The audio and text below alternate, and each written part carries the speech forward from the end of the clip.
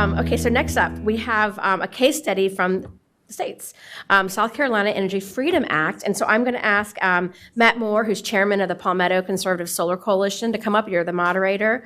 And those who are on the panel, Senator Tom Davis, Representative Nathan Ballentine, Steffanie Dohn, and Tyson Grinstead. Please. And I'm going to hand it over to you, Matt, to Thank you. Run the rest of the show here.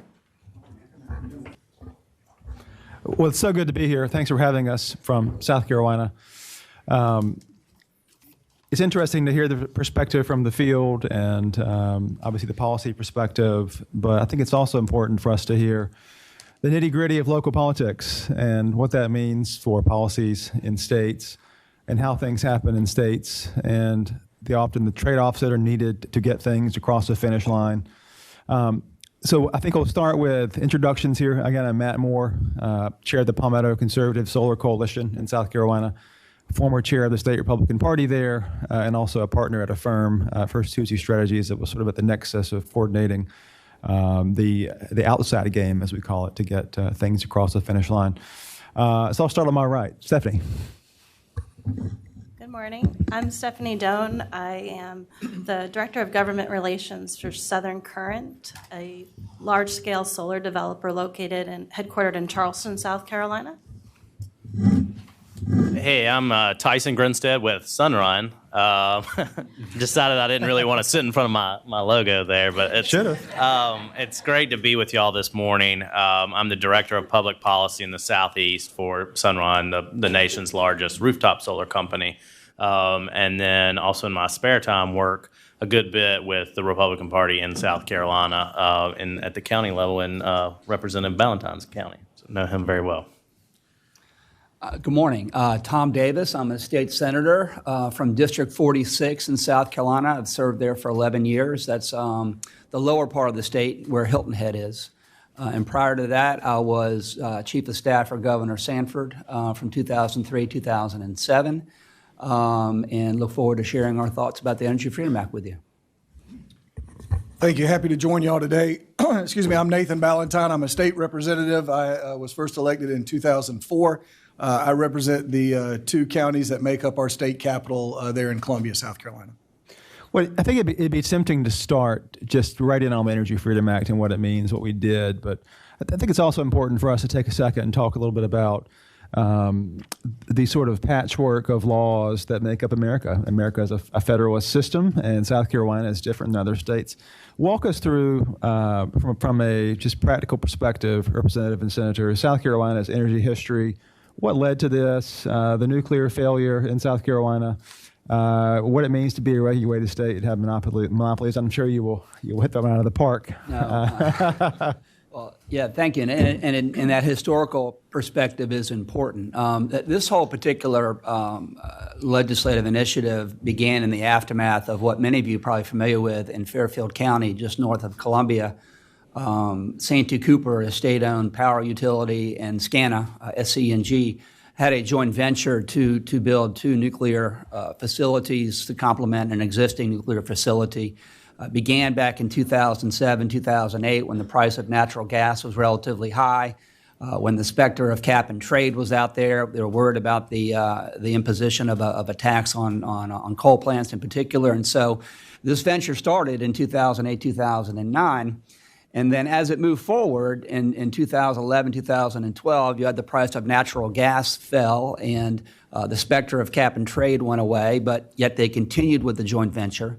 In 2014 and 2015, internal memoranda showed that they realized at that point in time that they were never going to complete this particular facility, that the cost overruns and various other complicating factors, it was no longer competitive in regard to natural gas as an alternative, and yet they continued. They issued more bonds, they borrowed more money, and spent more on that facility, and then ultimately 2 years ago, they pulled the plug on the project after spending $9 billion, all of which is in ratepayers' rate base. And so it's in the aftermath of that we as legislators, okay, what are you going to do about this? And so in digging into it and finding out, how this happened, what I learned, and until then, energy really wasn't on my radar screen, but I learned that, decades ago, 70 years ago, South Carolina was divided up into 3 territorial regions, and each territorial region there was a utility that was given a service area monopoly.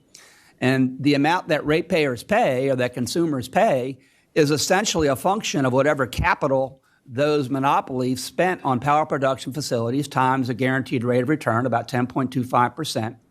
And so the lesson from that is, when in 2011, 2012, when they realized the price of natural gas was falling and it wasn't going to be economical to build these nuclear facilities, they continued nonetheless because they were expending capital that went into their rate base and that increased their rate of return.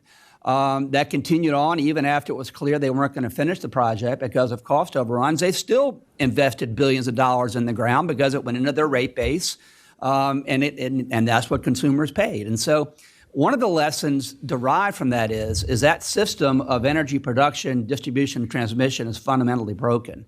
That these utilities don't have any incentive to do anything efficient. They don't have any incentive to innovate, have technology. They're actually incentivized to pursue these capital-intensive projects because that increases their rate of return. And so the Energy Freedom Act grew out of that, and is a small step toward having the prices that consumers pay be a function of what does it cost independent power producers out there competing, what does it cost for them to generate the power? And if they can demonstrate that they can generate that power for less than the avoided cost of the monopoly utility, then they ought to be able to sell that power to the grid and have those savings passed on to consumers. And so being able to talk about the issue in that way, and it's like what Benji talked about earlier, the two that we heard earlier, it helps conservatives to talk in terms of opening up markets, moving away from monopolies, having prices dependent upon competition, letting consumers have choices. And so, how you're able to talk about an issue matters. And Benji's right. I mean, a lot of times younger people associate themselves as Democrats because they care about the environment, they care about health care, they care about education, and they think that Republicans don't care about that. And so what our challenge is to say that, yeah, we do care about these issues. This is an example right here with the Energy Freedom Act where we care very much about the issue and we care very much about promoting renewables, but we're going about it in a way that relies upon market forces and competition. And so I think that's sort of the lesson of South Carolina. And it goes back to what Winston Churchill said, never let a good crisis go to waste. We had a crisis in Fairfield County, okay, and $9 billion put into the ground that's never going to create any power. But it also, the silver lining was, presented us with an opportunity to highlight how that historical model of energy production isn't working in South Carolina and really opened the door for us to get this done. And really appreciative of the efforts from the groups here and tilling the ground and getting the grassroots motivated. And then Nathan and I were able to go ahead and advance these ideas because, as you know, having the best ideas isn't always a recipe for success. You've got to have grassroots. You have to have that soil tilled, and you guys did that. So I'm very appreciative, which is why I made the drive up here and wanted to share what we were doing in South Carolina because we're on the right track. Nathan? Yeah, I mean, I couldn't say it any better than that. You shared it earlier about a crisis. I mean, I'm a believer in good things can come out of bad. And quite frankly, the momentum of the collapse of the nuclear plants is what helped us really rev it up and get this going.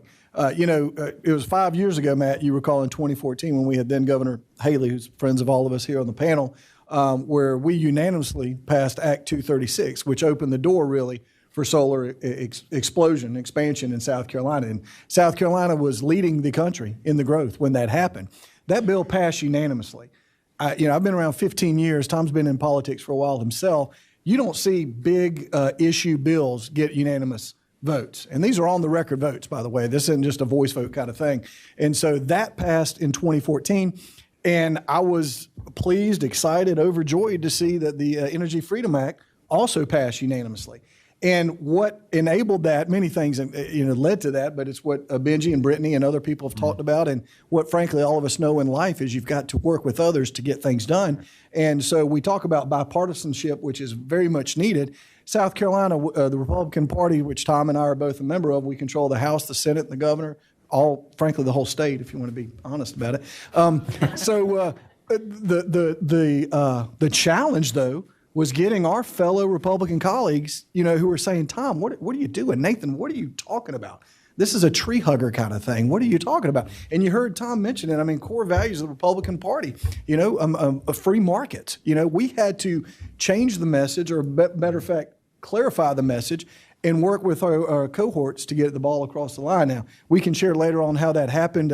We tried last year, and it failed, and it was some shenanigans, I say, that led to that. And this year, it finally got across, and the governor signed it, and McMaster is a big supporter of solar and free markets in our state. And so I'm just pleased to be a small part of it, but it's South Carolina. We normally aren't known for leading in a lot of things, but this is something where I hope that others will look to the Palmetto State and say, hey, we want to do what those guys did.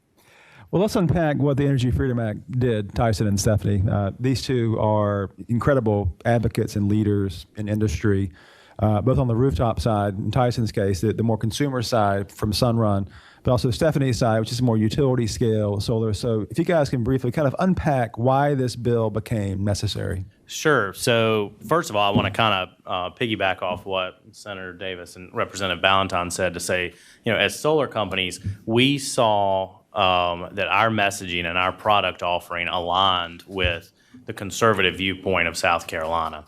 And, we talk about competition, you talk about freedom of markets, but at a fundamental level, many of our issues as conservatives boil down to one thing, and that is empowering the individual. And we felt like we saw VC Summer on one hand, where customers were charged $27 on average a month on their power bill for something that was never going to produce an ounce of energy. And then on the other hand, solar, which allowed customers, ratepayers, families in South Carolina to grasp control of their power bill and do something proactively for their own selves, to do something to bring those power bills down. So we felt like we were aligned with the people of South Carolina, with a conservative viewpoint of empowering the individual, and we felt like it was necessary to push forward at that time. Now, what did we do? We scrapped the caps, which is sort of a fun way of saying South Carolina had a 2% cap on net metering and a cap on the leasing business model. We eliminated both of those. We preserved retail rate compensation for net metering for 2 years, while the Public Service Commission of South Carolina really drills down into cost and benefits and what the value, if you will, of solar really is on the rooftop side in a very complete and fair way. And so in a basic way, that's what, from the rooftop side, the Energy Freedom Act did. So net metering is spinning your meter back and getting a credit for it, right? Right. So. In addition to the rooftop piece of the bill, sorry, I think overall the concept of the Energy Freedom Act and why it was so aligned with the very red state of South Carolina and can be used in other red states is that we had a legislature that was not mandating, was not putting in statutes certain pieces that people would have to follow. However, it was giving the regulatory body a directive to act as if it was the free market, is what it's supposed to simulate, a free market environment, and requiring it to not do what it had been doing in the past, which was what led to the VC Summer issue, to ask questions, to open up conversations, and the Energy Freedom Act set a stage for these conversations to happen so that that the best option for South Carolina ratepayers could come up and could be implemented. The nuts and bolts of the legislation, and it's a big piece of legislation, it's about 18 pages in regard to the large-scale solar, utility-scale solar, is that it set a floor for contract length, for PPAs, for independent power producers to have an opportunity to compete with the vertical monopoly, and in cases where it's cheaper, able to enter into these contracts and build sustainable solar.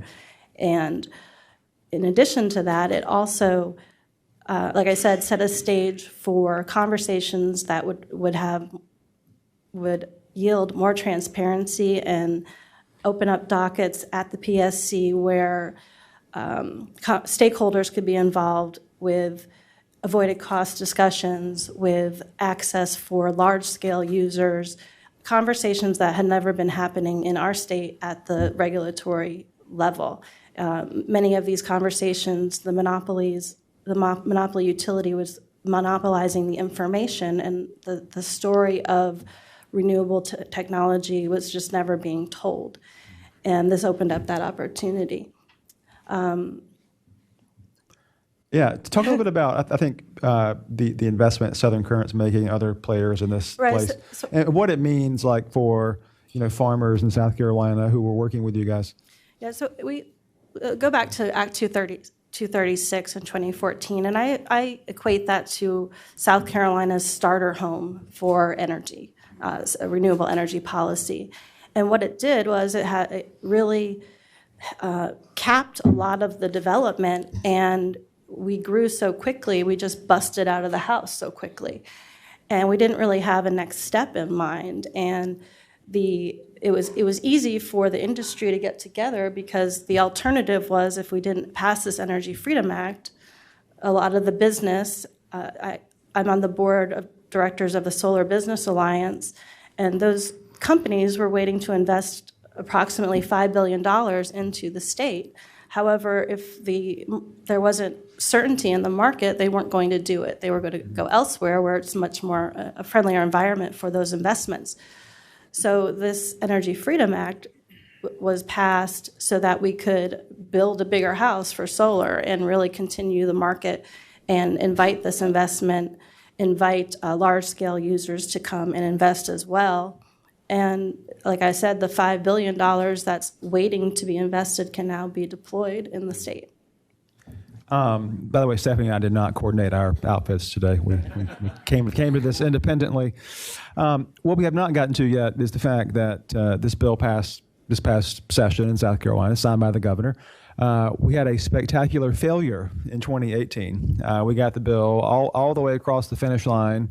And then we'll just say the powers that be, you can guess who they probably are, who are opponents of these kinds of things, basically yanked us back across the finish line and said, sit down. So it's back to the drawing board this session with a new legislature. And I'll point out in South Carolina, there's a lot of efforts by groups like CREST to elect pro-renewable legislators, particularly on the right, which is very exciting, giving Senator Davis and Representative Ballentine a lot of friends in the House and the Senate. And so we sat down basically at the end of last year, 2018, and said, how can we build a broader coalition? Because if we don't link arms, we're easily divided apart by the traditional players in energy, who obviously control the markets in South Carolina. It was literally a strange bedfellows coalition in South Carolina this past session. We had groups ranging from the most far-left environmental and social justice organizations to far-right sort of taxpayer organizations, everywhere in between, environmental groups, Audubon Society, et cetera. And I think one takeaway I can tell you all, someone who sort of helped lead that process, is we communicated weekly. We had conference calls constantly, communicating on message and tactics and strategies to be sure we were all aligned. But Tyson, from Sunrun's perspective, kind of explain what this means as a company, and maybe Steffanie too. I mentioned those farmers or consumers in the state of solar, and we talk so much about policy. I think that's a mistake as political leaders to talk about people and what impact policies have on people's lives, and that's where you make a difference. So Tyson or Steffanie. Yeah, and early on, as the 2018 session ended, and we got asked, we had ourselves sat down, we gathered very quickly and determined that we were divided and conquered. We had 3 different bills. We were not coordinated on messaging, as coordinated as we should have been. And we had a large meeting in Charleston where the industry, the segments of the industry, worked out their differences and made a pact, pinky swear, that we are going to stick together and combine our issues. This is about advancing an industry, advancing opportunity for competition. and very quickly came to realize that we're stronger together and we needed more partners. And that's when we started looking at CRESS and Conservative Energy Networks and others. And that was, I mean, Matt was only on a weekly call. We had there were way more calls than daily that, calls, right. daily conference calls. And any given day at the State House in in Columbia, South Carolina, South Carolina, there was 40 people at the State House talking about these issues and talking about free market competition and clean energy solutions.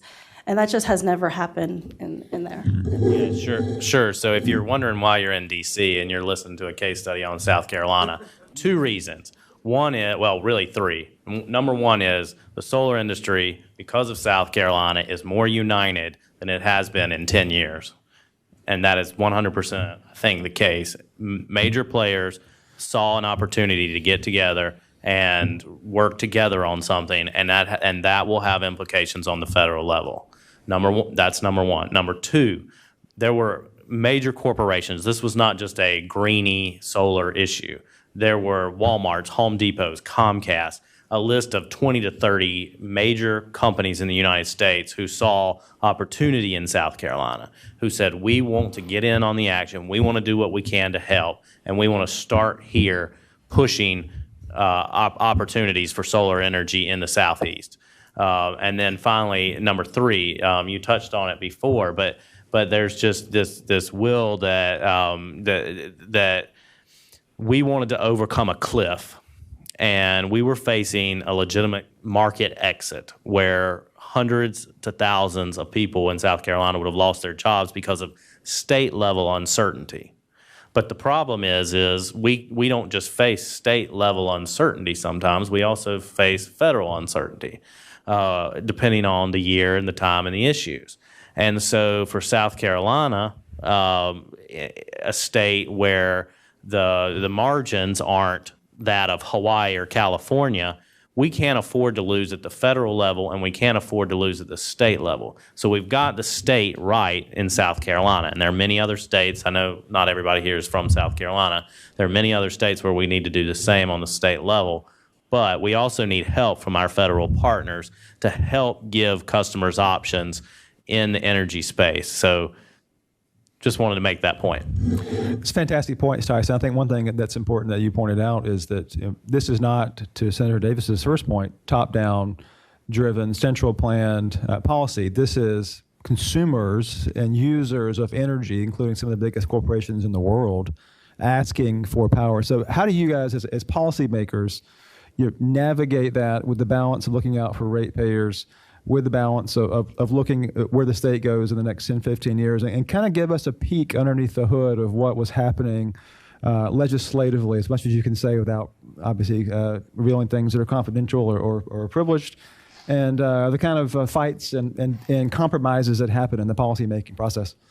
So I'll touch on the latter part of that question then, if you will. And, looking back again, we keep talking about V.C. Summer, but that was a big deal in our state, billions of dollars wasted. When that happened, one of the first things that helped start getting the ball rolling was forming a bipartisan energy caucus, and bicameral, by the way. It was House, Senate. Y'all know what the definition is, but anyway.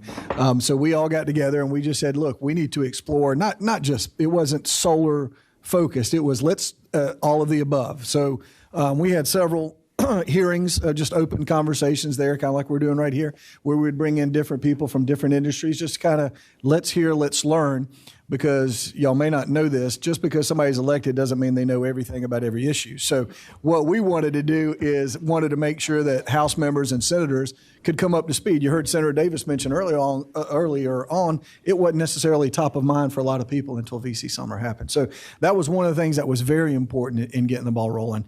And then you had to form coalitions. And again, just like anything political, there's pressure inside the chamber, and that's stuff for the elected officials to hash out and figure that all out. But there's pressure from outside. And I can recall a time when Senator Davis, myself, and former Representative James Smith, we were speakers on a rally at the State House where solar workers came from around the state to complain and say, hey, we're going to lose our jobs if y'all don't get this job done. And so you had two members who are both highly ranked by Club for Growth and many conservative groups and causes on stage with a Democratic candidate for governor. So that's just kind of like, holy cow, that's an unusual threesome that was up there. Now, footnote, probably shouldn't have the Democratic candidate for governor be the primary sponsor of the bill. Strategic mistakes, lessons learned from 2018.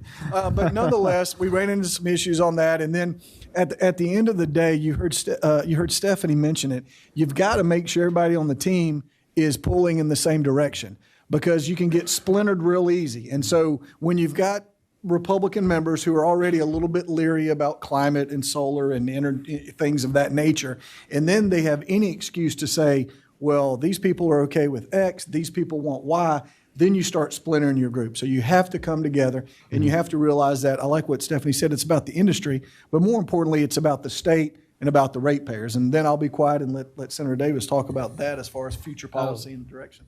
Sure. I mean, and this is true in D.C., it's true in state capitals. It's very hard to change the status quo. It's very hard to get something changed. It's easy to play defense. I mean, we all understand that. And so I go back to what I said earlier about not letting a good crisis go to waste. We had a colossal crisis. We had $9 billion that was spent on something that will never generate any power, yet was in the ratepayers' rate base. So we had the public's attention. It's very rare that you've got the public engaged on a substantive policy issue. So that's one thing. So we had that environment. The second of all, and this goes to Stephanie's and Tyson's point about messaging and about coherence. And this was a great New York Times piece that was done by Justin Gillis a couple of weeks ago that talked about South Carolina and talked about how we got it done. And he makes a comment here that's exactly right, quoting Tyler Norris, who helped draft the bill. The terms climate change and global warming were never uttered in the entire year and a half of advocacy and debate around this. And that's absolutely right. The words that were used by us when we stood up there in front of cameras, or we stood in the well of our respective chambers, when we talked to newspaper reporters, we talked about things like, markets, anti-monopoly, consumer choice, competition. I mean, and we drove that narrative. And I'll just say this, that it was a bipartisan bill because it was unanimous in the House and the Senate, but it's owned by the Republicans. Republicans were lead sponsors. Republicans were the ones that championed the bill throughout the legislative process. A Republican governor held a ceremonial signing of this bill, flanked by Republicans. I mean, so this is an example of how an issue that, maybe the conventional wisdom is, well, perhaps the Democrats have the high ground on climate. Perhaps they have the inside track. But it's an example of how that's not the case. We have the opportunity to address issues in a way that resonates with the Republican base. And a point to Steffanie, I mean, this whole discussion, the words that we just used, it even went down into the minutia of the bill when we talked about 10-year contract lengths for these IPPs needing 10-year contract lengths. And the way we explained that was this is a way for them to access, capital markets, that they can't go out there and borrow the money from institutional investors unless they know that the borrower has a means to repay it over time. So even in regard to the nuts and bolts of the bill, in regard to the contract length, we're able to talk about in market terms, talk about accessing capital markets. So, and to your point about where do we go from here, the public is still engaged on this issue. We're in the process now of perhaps selling a state-owned utility called Santee Cooper, and there's going to be RFPs issued to have IOUs come in and bid on Santee Cooper. And I think there's an opportunity for us to have a conversation in terms of, okay, if an IOU comes in and if an IOU buys the assets of Santee Cooper and becomes an operator in South Carolina, what are the terms of engagement? I mean, are they going to be able to enjoy the territorial monopolies that mega utilities have traditionally enjoyed? Or are they going to have to go ahead and understand that it's a new day in South Carolina and that we're going to implement the spirit of PURPA and that we're going to implement the spirit of the Energy Freedom Act? And you as a utility are not going to enjoy that monopoly status, that if you've got IPPs that can come along and generate power for less than your avoided cost, you better be prepared to have those contracts approved and have that power go onto the grid. So we have steps to take now, and the public is still engaged. And so, we can't, rest on our laurels here. This is a tremendous win that we got last session. But there's going to be an Empire Strike Back sequel next year. and I think we need to be very careful and play defense to the extent that they try to undermine the Energy Freedom Act through PSC decisions. When contracts come before the PSC for approval, we need to make sure that the PSC discharges the legislative intent in the Energy Freedom Act.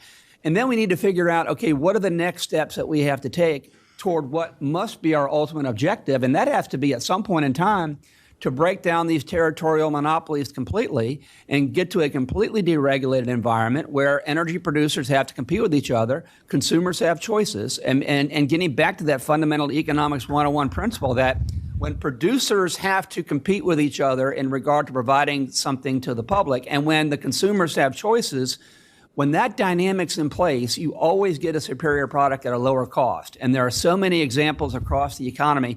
We need to go ahead and hone that message and focus like a laser in regard to energy next year and the year after that while we have the momentum. Very good point, Senator. I would clap too, right? I would clap too. Yeah. But on the note of independent power producers, obviously, great success with solar farms in South Carolina, the rooftop solar. Let's talk for a second as we kind of close about the next 10, 15 years in the energy industry and how you see things shaping up as policymakers, maybe as innovators from your company's perspectives. We hear a lot about batteries, about grid scale batteries. Talk to us about some of the things you see coming both on the regulatory side and on the practical side, Tyson, Steffanie. Go ahead. I think what this bill sets up for is the next iteration of competitive markets and energy policy, and it'll be critical to see how the Energy Freedom Act gets implemented, but it gives the industry an offensive position for the first time. In our surrounding states, Georgia, North Carolina, industry was on the defense. That legislation was really driven by the monopoly utilities. In this case, we can talk about competitive procurement in a way that is not vertically monopolized driven, and we can talk about studies that are next steps towards a deregulated market if that's indeed right for South Carolina and its ratepayers.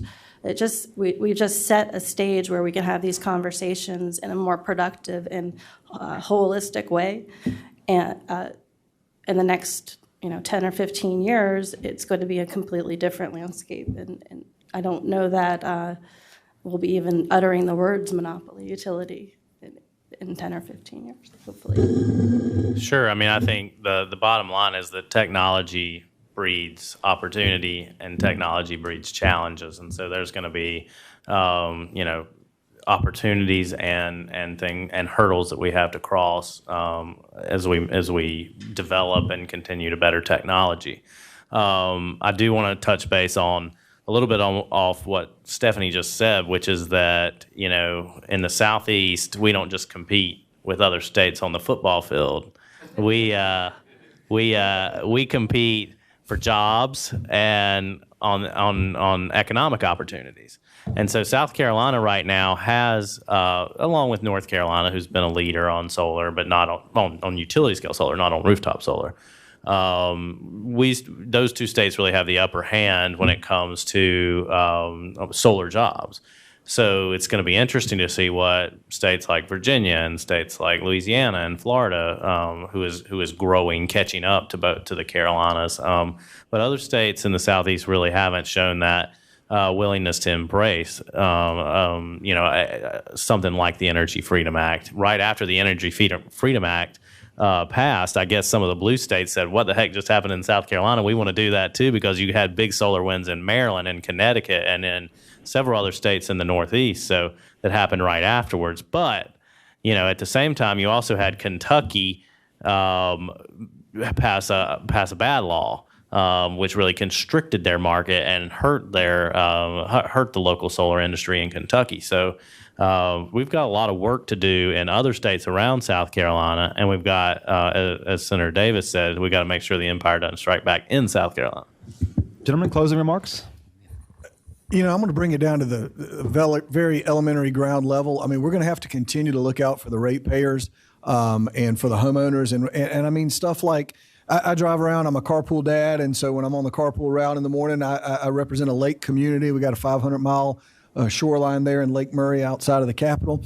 And I see solar on various houses, whether the house could be $150,000, whether it could be $1 million. A lot of people have solar, but one of the things I continue to hear is homeowners associations aren't allowing me to put up panels. And so we're going to have to remember it's the little things like that we can't forget. It's not as sexy as the big picture ideas, but we're going to have to remember. I tell people I view it like satellite dishes back in the day.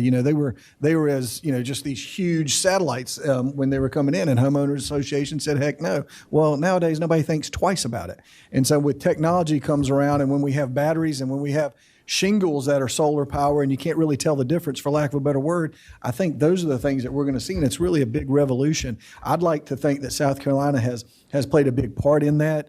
Again, I mentioned how sometimes we don't lead in a lot of things. Several years ago, we worked on an autism bill, and we were the second state to pass that bill, and now it's in 49 states. So I look forward to seeing the rest of the country do similar to what we did in South Carolina if y'all need that. And if we can help y'all with any of the details, reach out to Senator Davis, myself, or any of these individuals up here, because they were a part of a huge, huge win that won't be forgotten anytime soon. Nathan is not a Clemson fan, as you can tell. He won't recognize that Clemson is fantastic in football, and USC is not quite there yet. Senator.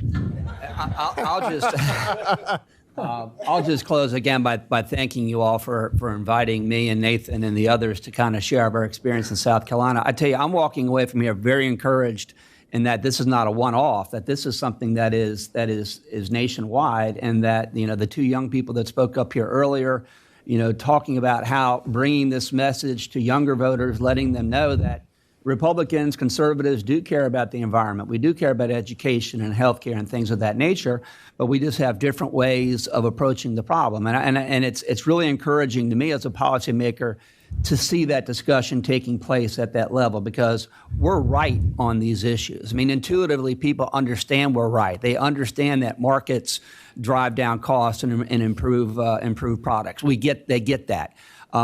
They get the fact that if you turn it over to the government, 9 times out of 10, they're going to screw it up. And so I think we've got an issue here that's ripe for us to make our historical points, but in a new age context that really is a problem-solving approach that I think a lot of people want. So I'm really excited, appreciate the opportunity to share our experience in South Carolina, and looking forward to the next several years and accomplishing even more things. Thank you. Thank you all very much. Good to be here.